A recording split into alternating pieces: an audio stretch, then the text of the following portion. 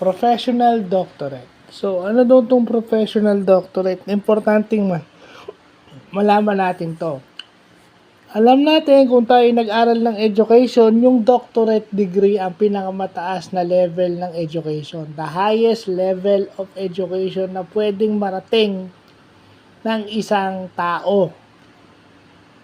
Yun, napag-aralan natin ng college yan. Pero, yung professional doctorate, yun yung dagdag sa atin ngayon. Alam natin na pag may PhD ka, expert ka sa research. Pero pag sinabi mong professional doctorate, ito yung doctorate degree na may specialization at may practical knowledge dun sa field. Kumbaga sa doktor, yun yung mga cardiologist, ophthalmologist, yung ganyan, may specialization. So yung doctorate degree mo, pag kumuha ka ng professional doctorate, meron kang field of specialization, diba?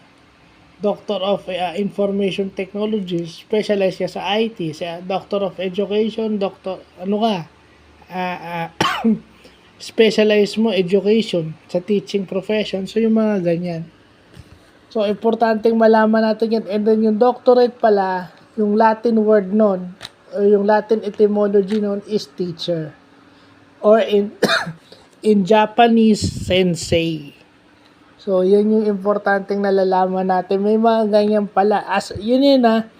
Pag-evaluate natin at least lumalim.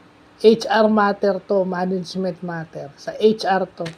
Kasi pa nakakita ka ng curriculum vitae o ng resume ng isang tao, may nakita kang professional doctorate, then you could ask questions further kasi alam mo na yung ibig sabihin ng professional doctorate at pagkakaiba nito dun sa PhD.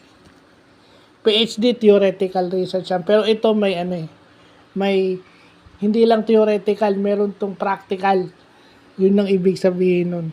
Kasi may mga tao ako na kilala na may mga ganyan.